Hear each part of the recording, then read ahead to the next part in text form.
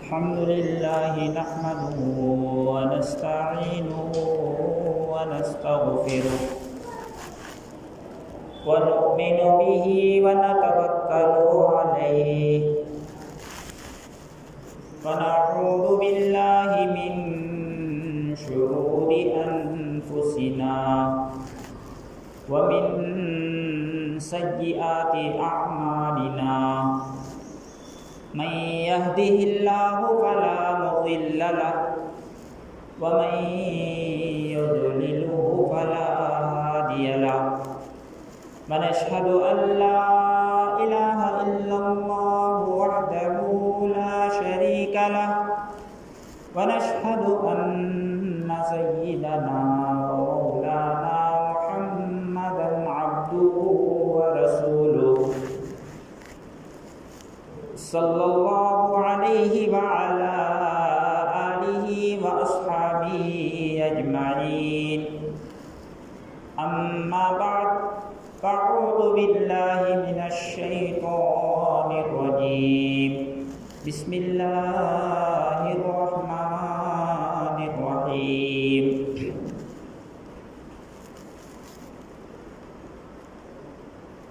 من قتل نفسا بغير نفس فكأنما قتل الناس جميعا ومن أحياها فكأنما أحيا الناس جميعا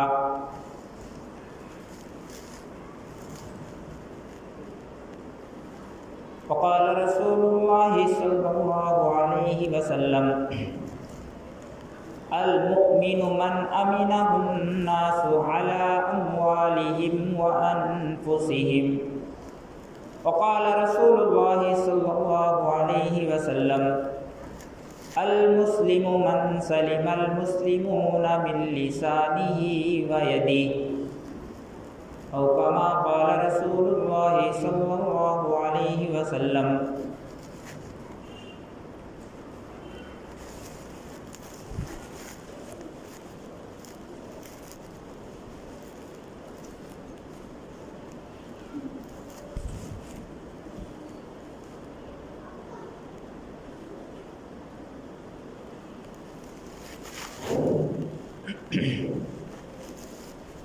محترم سامعین کرام، بزرگوں، دوستوں اور دینی بھائیوں،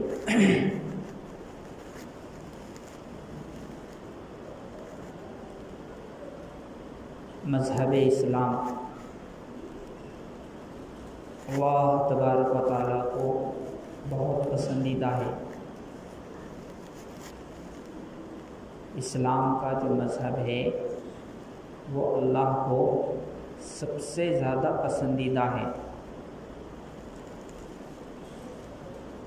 اور اللہ تعالیٰ نے خود اعلان کر دیا اپنے کلام پاک کے اندر، ان الدین عند اللہ الاسلام، میرے نزدیک سب سے زیادہ پسندیدہ مذہب اور دھرم کوئی ہے تو اسلام ہے،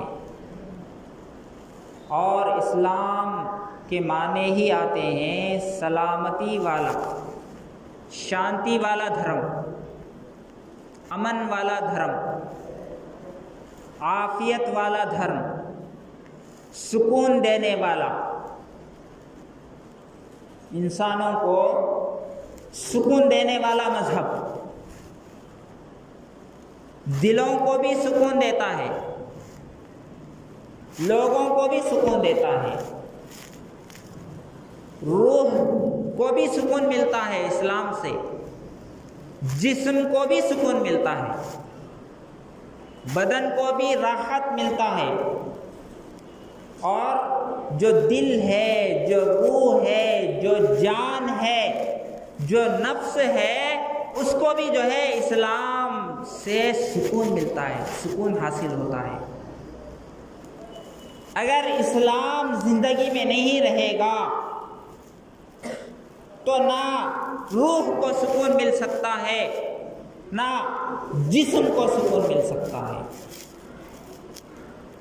اگر انسان چاہتا ہے کہ میرے روح کو بھی سکون ہو، میری روح کو شانتی ملے، سکون ملے، چین ملے، آرام ملے،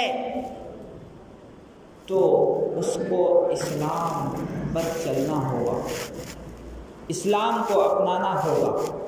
جو یہ چاہتا ہے کہ میرے جسم سلامت رہے، میرے جسم کو بھی برکتیں حاصل ہو، میرے جسم صحیح سلامت رہے، تو اس کو بھی اسلام کے مطابق چلنا ہوگا، جسم کو اسلام کے تابع کرنا پڑے گا۔ کیوں؟ اس لیے کہ یہ جسم ہمارا نہیں ہے، یہ جسم کے جتنے پارٹس ہیں یہ ہمارے اپنے نہیں ہیں، یہ ہاتھ ہمارے نہیں ہے، یہ پیر ہمارے نہیں ہے، یہ دماغ جس سے آج اسلام کے خلاف آدمی سازشیں کرتا ہے، یہ دماغ سے اللہ کے بارے میں غلط سوچتا ہے، قرآن کے بارے میں غلط سوچتا ہے، اسلام کے بارے میں غلط سوچتا ہے، نبی کے بارے میں غلط سوچتا ہے، یہ اللہ نے دیا ہے، ہمارا نہیں ہے۔ اگر اللہ چاہتے ہیں تو دیوانہ پاگل بھی کر سکتے تھے، پاگل کر سکتے، تو تم اسلام کے بارے میں کیا غلط سوچ سکتے؟ خود اپنی ذات کے نقصان کو بھی دور نہیں کر سکتا۔ اگر پاگل بنا دیتا اللہ تعالیٰ، اپنے جسم سے بے خبر ہوتا، کیا کھانا پتہ نہیں چلتا، کہاں بیٹھنا پتہ نہیں چلتا، کدھر جانا پتہ نہیں چلتا،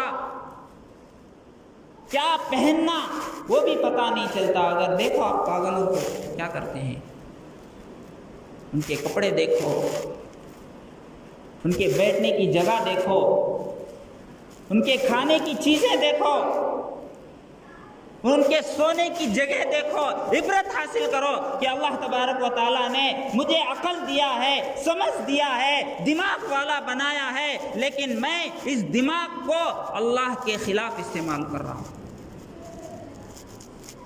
اسلام کے خلاف استعمال کر رہا ہوں، اللہ کی بغاوت کر رہا ہوں۔ تو اسلام یہ اللہ تبارک و تعالیٰ نے اعلان کر دیا کہ مجھے سب سے زیادہ پسند اگر کوئی مذہب ہے تو وہ اسلام ہے، اسلام۔ تو میں کہہ رہا تھا کہ یہ جسم ہمارا نہیں ہے، یہ جسم ہمارا نہیں ہے، اس پر اللہ کا کنٹرول ہے، اس پر ہمارا کنٹرول نہیں ہے، وقتی طور پر تھوڑا سا کنٹرول دیا ہے، لیکن وہ حقیقت میں کنٹرول نہیں ہے۔ اگر کوئی انسان آنکھیں کھول کر یہ چاہے کہ میں نہیں دیکھوں گا، یہ ہرگز نہیں ہو سکتا۔ اگر انسان یہ کہے کہ آنکھیں میری ہے اور میں آنکھیں کھولوں گا اور نہیں دیکھوں گا، ایسا ہو سکتا؟ نہیں ہو سکتا۔ وہ اللہ کے تابع ہے، آنکھ بھی اللہ کے تابع ہے، بال بھی اللہ کے تابع ہے۔ بال اگر سفید ہو گئے تو کوئی انسان اس کو کالا نہیں کر سکتا اپنے کنٹرول کے ذریعے سے۔ پینٹ تو لگا سکتا ہے، لیکن ورجنل جو کلر ہے اس کو بدل نہیں سکتا۔ کیوں؟ وہ اس کے کنٹرول میں نہیں ہے، وہ اس کی باڈی نہیں ہے، باڈی اللہ نے بنایا ہے۔ تو اسلام کو جو اپناتا ہے، اسلام پر جو چلتا ہے، اس کے روح کو بھی سکون ملتا ہے، اس کے جسم کو بھی اللہ تعالیٰ صحیح سلامت رکھتے ہیں، اس کو چین کی زندگی عطا کرتے ہیں۔ تو اسلام کے معنی ہی ہے، جیسے اسلام کے یعنی انگلش میں اسلام جو بولتے ہیں IS ISLAM ISLAM. تو اس کا فل فارم بھی لوگوں نے بیان کیا. اس کا فل فارم، ہر لفظ کا full form. I am، I سے مراد I am میں. یس اس کے بعد I کے بعد یس آتا. I am surrender. I am surrender. ISL law of. I am surrender law of. اس کے بعد یہ ہے اللہ، اس کے بعد یم ہے محمد. I am surrender law of Allah and محمد. میں اس قانون کے پابند ہو گیا ہوں، یعنی اللہ اور رسول محمد صلی اللہ علیہ وسلم کے قانون کے میں اپنے آپ کو سرنڈر کیا ہوں، اپنے آپ کو تابع کیا ہوں. اب میں اپنی مرضی کی زندگی نہیں گزاروں گا. وہ جو کھانے کے لیے کہیں گے وہی کھاؤں گا، وہ جو دیکھنے کے لیے کہیں گے وہی دیکھوں گا، وہ جو کرنے کے لیے کہے وہی کروں گا، وہ جدھر چلنے کے لیے کہے ادھر ہی چلوں گا. وہ شراب کھانے سے روک رہا ہے، شراب حرام ہے، ادھر مت جاؤ، نہیں جاؤں گا. اس کا حکم ہے کہ 5 وقت مسجد کو حاضری دو. اس کا حکم ہے کہ 5 وقت مسجد کو حاضری دو، میرے سامنے جھکو. مؤذن کے ذریعے سے بلاتا ہے، لیکن مسلمان مسجد کو آتا نہیں. بار شاپ میں کئی مرتبہ چکر لگاتا ہے. جہاں جانے کے لیے اللہ نے منع کیا ہے، جہاں جانے کی کوئی فضیلت نہیں ہے، جہاں جانے سے انسان اپنے پیسے بھی برباد کرتا ہے اور شراب پی کر کے اپنے جسم کو بھی نقصان پہنچاتا ہے. اور ویسی جگہ کتنے راؤنڈ لگا رہا ہے شراب خانوں پر. سنیما دیکھنا حرام ہے، کتنی چکر سنیماؤں کا لگاتا ہے، لیکن نماز کی توفیق نہیں، حالانکہ حرام ہے. تو اگر اسلام حقیقت میں ہم نے اسلام کو پہچانا ہے تو اس پر یعنی ہمارے جسم پر اسلام کو لاگو کرے. یعنی جو اللہ کہتے ہیں وہی دیکھیں گے، جو اللہ کہتے ہیں وہی کریں گے، جس سے اللہ منع کرتے ہیں اس کو ہرگز نہیں کریں گے. تو اسلام امن و سلامتی والا مذہب ہے، عافیت والا مذہب ہے. اپنے آپ کو تابع کرنا، اپنے آپ کو سرنڈر کرنا. لیکن یعنی اسلام کے اندر ہی آدمی غور کرے تو اس کو سمجھ میں آ جائے گا کہ یہ شانتی والا مذہب ہے، امن والا مذہب ہے. لیکن لوگ اس کو ٹیررزم سے جوڑ دیتے ہیں. اسلامک ٹیررسٹ، اسلامک آتنکوادی، انڈین مجاہدین. جہاں بھی کچھ ہوتا ہے تو سب سے پہلے اس کی نسبت اسلام کی طرف یا مسلمانوں کی طرف. جہاں بھی کچھ ہو جائے تو دہشت گرد مسلمان. گویا کہ داڑھی والے، جبے والے، عبداللہ نام کے، عبد الرحمن نام کے، ان کی طرف پہلی فرصت میں منسوب کیا جاتا ہے. حالانکہ اسلام کا ٹیررزم سے کوئی دور تک واسطہ نہیں ہے. کہیں بھی اسلام کے اندر ٹیررزم کا حکم نہیں دیا گیا، دہشت گردی کا حکم کہیں بھی نہیں ملتا آپ کو. پورا ہمارے نبی کی زندگی پڑھ کر دیکھیں آپ. ہمارے نبی صلی اللہ علیہ وسلم مکے کے اندر 13 سال تک ظلم برداشت کیے. ہمارے نبی مکے کے اندر 13 سال تک کیا کیا نہیں کیے لوگوں نے، کچرا ڈالے، پتھروں سے مارا، کانٹے ڈالے، نماز پڑھ رہے تو وہ اونٹ کی اوجڑی، یعنی اونٹ کا جب بچہ پیدا ہو جاتا ہے اونٹنی کا، تو اس کے بعد جو ماس نکلتا ہے وہ ماس لا کر کے نماز کی حالت میں سر کے اوپر ڈال دیتے تھے۔ آپ صلی اللہ علیہ وسلم مکے میں نماز پڑھ رہے تو لا کر کے اوجڑی سر کے اوپر ڈال دیے،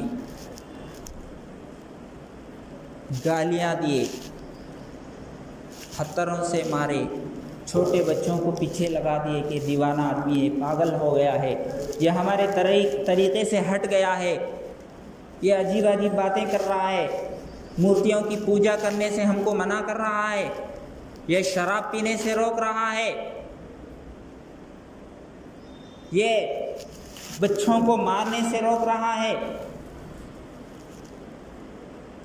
اس کا سر پھر گیا ہے، اس کی بات مت مانو۔ ہر طرح کا ظلم کیے، مرڈر کرنے کی بھی پلاننگ بنائے۔ آپ صلی اللہ علیہ وسلم ایک جگہ بیٹھے ہوئے تھے، اوپر جا کر کے پتھر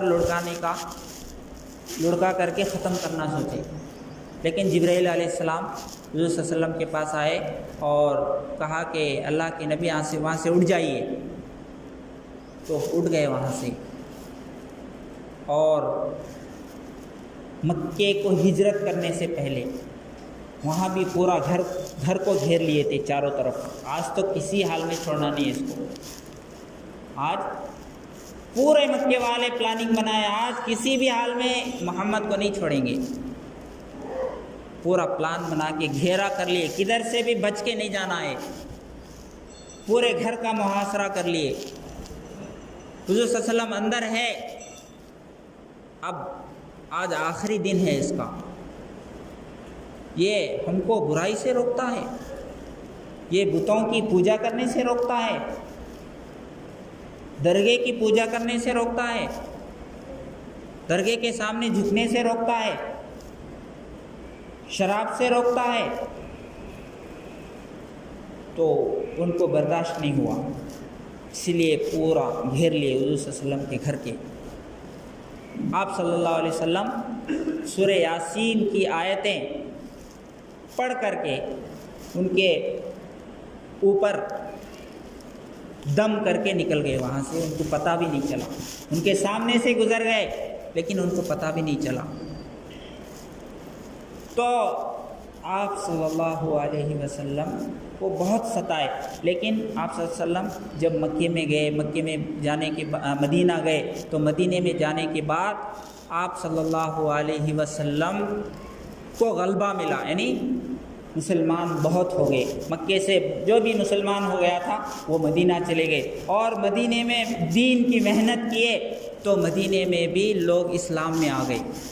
اس کے بعد پھر جو ہے مکے پر اٹیک کیے، کیونکہ وہ بھی اٹیک کرتے رہے وہاں، مکے میں مدینے میں چلے گئے بلکہ خاموش نہیں ہوئے، کیوں؟ مدینے سے لوگ خالی کر کے ہجرت کر کے جا رہے ہیں، مکے سے ہجرت کر کے سب کے سب مدینہ جا رہے ہیں، تو پھر جو ہے سب لوگ مسلمان ہو جائیں گے، اس لیے مدینے پر بھی اٹیک کرنے کے لیے آئے وہ لوگ۔ تو اس کے بدلے میں حضور صلی اللہ علیہ وسلم نے بھی اٹیک کیا صحابہ کو لے کر کے، تو ایک مرتبہ اٹیک کرنے کے لیے گئے لیکن وہ ہوا نہیں، واپس آ گئے۔ اس کے بعد دوسری مرتبہ لاسٹ، اس کے بعد جو ہے جب اٹیک ہوا، جنگ ہوئی، حجۃ الوداع اس کو بولتے ہیں، تو اس وقت جو ہے حضور صلی اللہ علیہ وسلم اور مسلمان غلبہ پائے ان کے اوپر، یعنی جنگ جیت گئے، وہ لوگ ہار گئے۔ تو اس موقع پر بھی آپ صلی اللہ علیہ وسلم نے ان سے کوئی بدلہ نہیں لیا۔ آپ چاہیں تو بدلہ لے سکتے تھے، اپنے چچا حمزہ کو انہوں نے قتل کیا، حضور صلی اللہ علیہ وسلم کے چچا کو، لیکن ان کا بدلہ حضور صلی اللہ علیہ وسلم نے نہیں لیا، ان کو معاف کر دیا اسلام لانے کی وجہ سے۔ ایسے ہی ایک موقع پر ایک یہودی حضور صلی اللہ علیہ وسلم کے گھر کو آئے، آ کر کے اس نے کہا السلام علیکم یا محمد، السلام علیکم یا محمد، اے محمد تیری موت ہو، تو مر جائے۔ کیونکہ عربی یہودی جانتے تھے، عربی الفاظ جانتے تھے۔ السام اگر کہیں گے تو اس کا معنی بدل جاتا ہے، لام چھوڑ دیں گے تو، یعنی اس کا مطلب ہوگا تیری موت ہو، تو مر جائے، تیری بربادی ہو۔ حضور صلی اللہ علیہ وسلم نے بھی اس کو جواب دیا۔ کیا جواب دیا؟ وعلیکم، یہ نہیں کہا وعلیکم السلام، تمہاری موت ہو، تمہاری بربادی ہو، یہ نہیں کہا۔ وعلیکم یعنی جو تم نے مجھے بد دعا دیا ہے وہی بد دعا تمہارے لیے ہے۔ تو آپ صلی اللہ علیہ وسلم کی بیوی حضرت عائشہ رضی اللہ تعالیٰ عنہ سن رہی تھی گھر میں، ان کو برداشت نہیں ہوا کہ یہ میرے شوہر کو بد دعا دے رہا ہے، موت کی دعا کر رہا ہے، تو انہوں نے اندر ہی سے جواب دیا وعلیکم السلام واللعنہ یا یہود، اے یہودی تیرے اوپر اللہ، تیرے اوپر تجھے بھی موت آئے، تو بھی مر جائے، وعلیکم السلام۔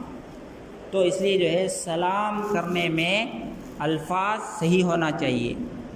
السلام علیکم، بہت سارے لوگ الفاظ بگاڑ دیتے ہیں سلام میں، تو کچھ کا کچھ معنی ہو جاتے۔ کبھی جو ہے سلام دعا ہے، سلام دعا ہے، اگر اس کو بے خبری میں ہم نے بد دعا دے دی تو قبولیت کا بھی وقت ہوتا ہے۔ کبھی بد دعا کی شکل میں اگر چلے گئی تو مر جاتا آدمی۔ اگر السلام بولیں گے، السلام علیکم، تو یہودی کو حضرت عائشہ رضی اللہ تعالیٰ عنہ نے حضور کے بدلے میں جواب دیا وعلیکم السلام ولعنت اللہ ولعنت اللہ۔ حضور صلی اللہ علیہ وسلم حضرت عائشہ کو ڈانٹے، اے عائشہ کیا کر رہے ہو تم، میں نے اس کو جواب دیا ہے۔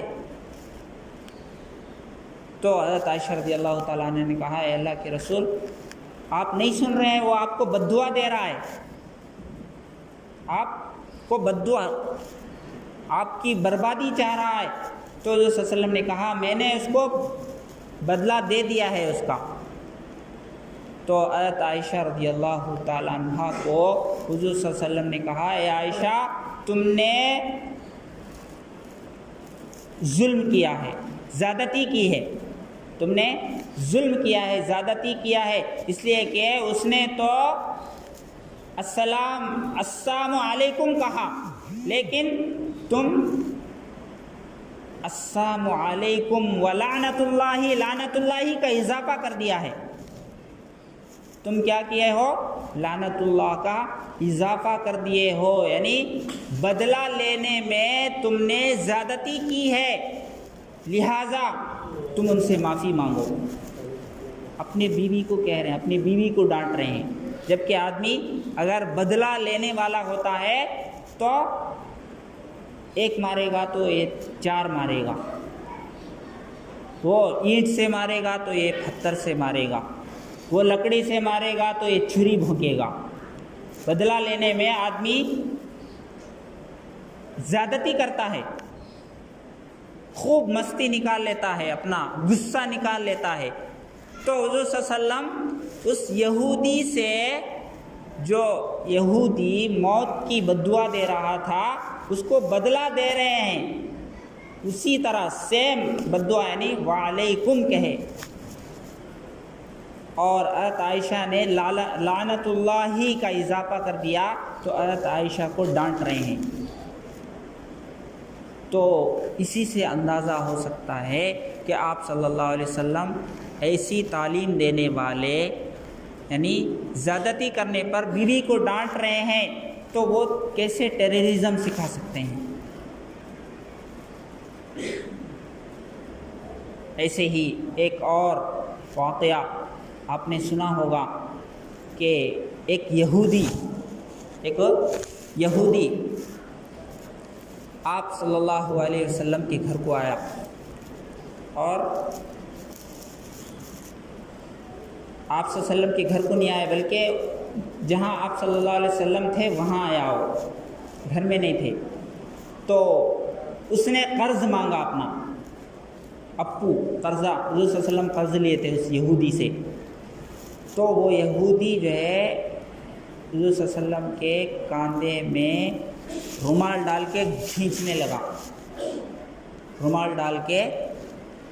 لگا، اے محمد تم میرا قرضہ ادا نہیں کر رہا، میرا قرض دے دو۔ صحابہ اکرام بھی بیٹھے ہوئے تھے وہاں، حضرت عمر، حضرت ابو بکر، حضرت علی، عثمان، زبیر، بڑے بڑے صحابہ اکرام بیٹھے ہوئے تھے۔ وہ ان کو دیکھا نہیں جا رہا کہ یہ آ کر کے حضور صلی اللہ علیہ وسلم کے گلے میں رومال ڈال کر کے کھینچ رہا ہے اور کہہ رہا ہے کہ تم میرے پیسے دے دو، قرض دے دو۔ تو آپ صلی اللہ علیہ وسلم نے کہا کہ میں تم سے قرض لیا 8 دن، 1 ہفتے کا مہلت مانگا ہوں، اب تک 5 دن ہوئے ہیں، ابھی 2 دن باقی ہے، اب میں پیسے نہیں دے سکتا تم کو، میں کہاں سے لاؤں گا؟ یعنی 2 دن پہلے ہی تو مجھے پیسوں کا ایڈوانس جو ہے مطالبہ کر رہا ہے، جبکہ ابھی 2 دن باقی ہے، 5 دن ہوئے ہیں۔ پورے دن ہونے کے بعد پوچھتے تو ایک بات تھی۔ صحابہ کرام کو غصہ آیا اور اس کو مارنے کے لیے گئے۔ حضور صلی اللہ علیہ وسلم نے ان کو روکا، تم نہیں مار سکتے اس کو، وہ میرا اس کا ذاتی معاملہ ہے، وہ میرا اور اس کا ذاتی معاملہ ہے، میں اس سے پیسے لیا ہوں تو وہ میرے ساتھ کچھ بھی کر سکتا ہے، تم اس میں انٹرفیئر نہیں ہونا۔ صحابہ اکرام کو روکے حضور صلی اللہ علیہ وسلم، یہاں تک کہ محدثین لکھے ہیں کہ ظہر کا وقت آیا، اس نے نماز کو جانے نہیں دیا حضور صلی اللہ علیہ وسلم کو، تم میرے پیسے دے دو اس کے بعد جاؤ، نہیں تو میں جانے نہیں دوں گا۔ پھر اس کے بعد عصر کا وقت آیا، نماز کو نہیں چھوڑا، اس نے وہیں نماز پڑھ لی۔ مغرب کا وقت آیا، نماز کو نہیں چھوڑا۔ عشاء کا وقت آیا، نماز کو نہیں چھوڑا، تمہیں پیسے دینا ہے، یہاں سے جانا ہے۔ پھر فجر تک حضور صلی اللہ علیہ وسلم وہیں رہے، فجر کی نماز بھی وہیں ادا کیے، وہ یہودی جانے نہیں دیا۔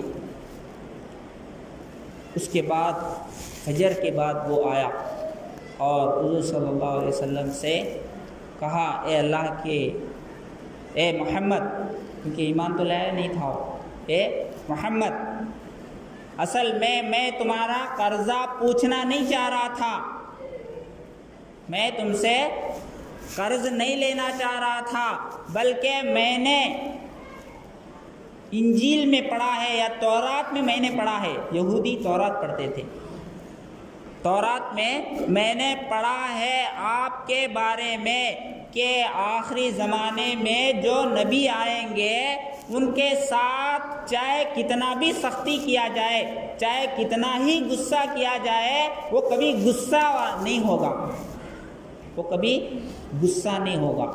تو وہ ٹوال ڈال کر کے، رومال ڈال کر کے کھینچا تو بھی آپ صلی اللہ علیہ وسلم غصے میں نہیں آئے۔ ابھی 2 دن ایڈوانس اس نے پوچھا ہے تو بھی حضور صلی اللہ علیہ وسلم اس کو مروا سکتے تھے، صحابہ پورے ریڈی تھے اس کو مارنے کے لیے، چاہے تو، کیونکہ یہ ایڈوانس پوچھنا ظلم ہے نا، 7 روز کا ٹائم اس نے مانگا ہے اور 5 دن ہو گئے، 2 دن باقی ہے، جبھی جو ہے قرض مانگ رہا ہے تو گویا کہ وہ ظلم کر رہا ہے، کہاں سے دے گا؟